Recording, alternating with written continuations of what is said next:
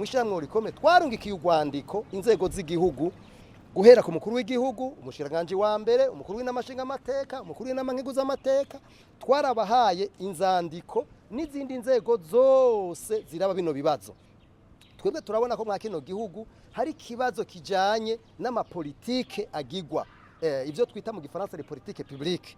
Tukifuza yuko ibintu bijanye n'amapolitike twoza turashira imbere abahinga burya nta muntu ashobora kuba umuhinga w'ibintu byose. Nico gitabo mu gisata kanaka hagomba kumvirizwa abahinga bagatanga ico bo kwita roto kugira ngo abanyepolitike n'abaco babikorerako. Igihe bitagenze gutyo rero ni ibintu mubona mu cya vyononekara aho ibintu vyangara twese turoreruka ngo ibintu bisanzwe.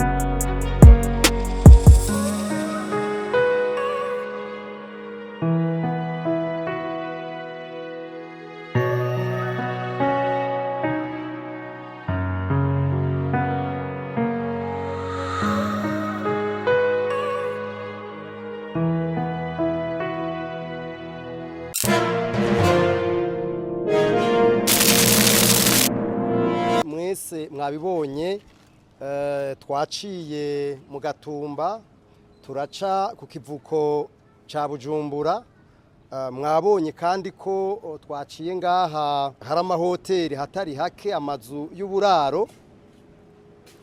Ibintu vyose mwabonye neza yuko aba mashure, aba ibitaro, aba mashengero, naha turi hano hafi murabona yuko hari ishuri vyugaye, amazu murabona ingene yatewe.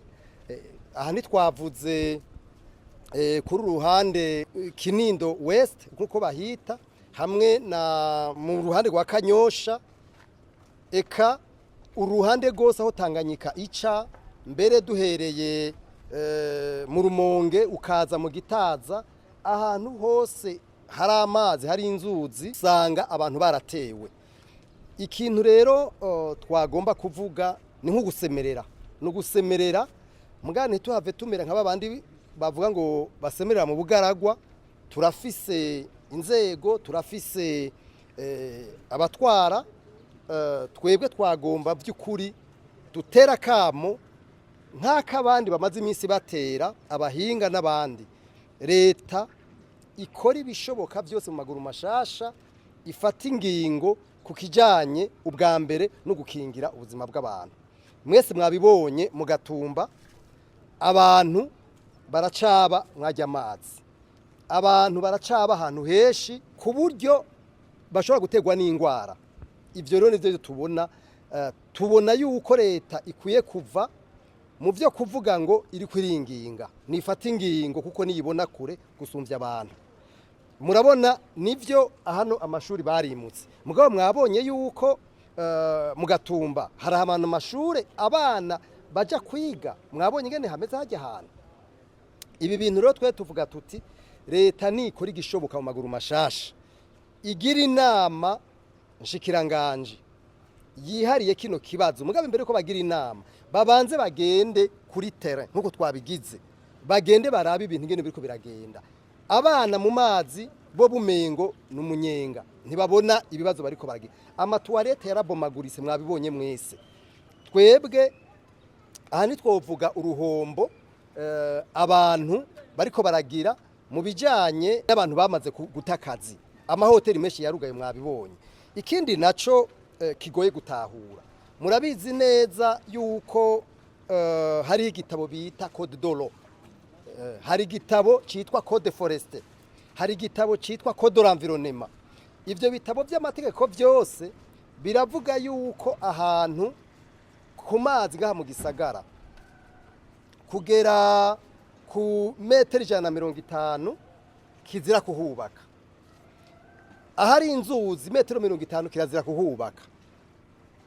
nukutubariza imvo zituma ahantu nk'abaje kubakwa bahubaka. Hariho n'ivyo twita zone à risque. Aho hantu vyagenze gute kugira ngo ahantu bahubake kandi mu bisanzwe kizira ko hubakwa. Rero twe tubona ko leta mu bisanzwe kwiye gufata ingingo kugira ngo ibi bintu abantu ntibagume bamererwa nabi n'ibintu bimererwa nabi kuko umuntu aravye nk'abantu bamaze kubura akazi nkuko ndiko ndabivuga. Uravye abantu bamaze gupfa ibikoko biva mu mazi hama bikaza kurya abantu. Ivyo byose ni ingaruka mbi ntitwovuga urudandazwa rumaze kugara.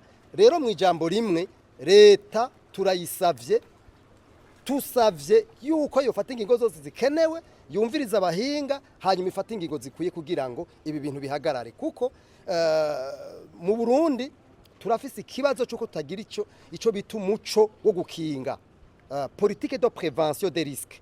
Ivyo bintu rero bikwiye kugirwa mu maguru mashasha kugira ngo leta ifate ingingo. Urabona abantu murabona ngaha mwenye abantu nibo bifatira ingingo bakazana umusenyi bakagira umugabo leta niyo igomba gufata ingingo mu maguru mashasha ntibitebe kuko bitevye murabizi neza yuko abahinga bavuga yuko imvura izogumirwa kugera mu kwezi kwa gatanu.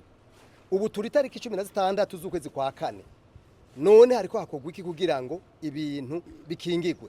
Mu ncamake rero ico nico twovuga ivyo kandi ntibifatwe gusa kubw'uno munsi mugabo bifatwe ico no kwita des mesures pérennes. Ingingo ya mbere leta igomba gufata no kwimura abantu bobo ntibagira iyo baja. Leta igomba kurondera abantu baja ikabimura. Ikigira kabiri nuko ahantu hari amashure hari ibitaro hari amashengero leta ifata ingingo yuko ayo mazone ari amazone à risque ata muntu numwe afise uburenganzira bwo kuza kushiraho abantu nkajya amashuri muje kubona mu Gatumba. Nibaza yuko rero mu ncamake muravye amatoilette burya bwiherero aho amazi yose yaduze amatoilette yaciye aduga urumva ni ingwara zishobora gutera abantu. Ivyo rero ni leta ifise uruhare rwo gukinga abantu. Urabona ko aribo bariko barimenya bakinga basubira mugabo hari n'ababona kumengo nta kibazo kirimo. Twebwe dusavye yuko leta yofata izo ngingo za mbere zo gukinga mugabo kandi hariho ibibazo twe tuma tubaza mugende murabe aha bita mu Kibenga rirare mu Kinindo West mu Kajaga aha ku mpera zose cyo bita litorale ya Tanganyika hamwe no ku nzuzi nka Rusizi n'ahandi. Amategeko arabuza ko bahubaka amazu. None ayo mazu yahubatswe bigenze gute? Nico kibazo twese tuguma twibaza. Hanyuma imaze ntibafise abahatanze byagenze gute habaye iki? Mu ncamake rero leta hari ivyo yokora mu maguru masha mu gukinga muga hariho n'ivyo igomba gukora kugira ngo ikinge ireke gutanga amaparcelle ahantu habujijwe n'amategeko. Leta igomba gutangaza yuko hariho riske yuko turi ari kiza. Ibi bintu ni kiza. Leta nitangaze ko ari kiza kugira ngo iharondera bayifashe. Ego nivyo hari vyishoboye muga nivyo dashoboye. Hanyuma kandi cyane yumviriza abahinga. Hari abahinga bavyize babitse yibumvirize kugira ngo ibi bintu bihagarare. Twebwe ntidukeneye gusubira kumva leta ngo yagize inama shikiranganje ikibazo itagishizemwe.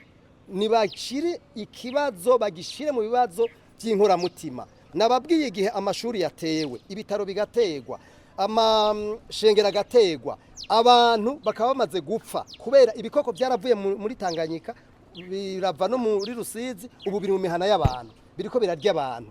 None mwe mwumva abantu bamaze gupfa mwumva hasigaye iki? Hanyuma twavuze ibintu by'ingaruka dusavye ko leta yokora ibishoboka byose igatangaza ko ari kiza hanyuma igafata ingingo zose zijana nuko ikiza kiba cateye mu gihugu.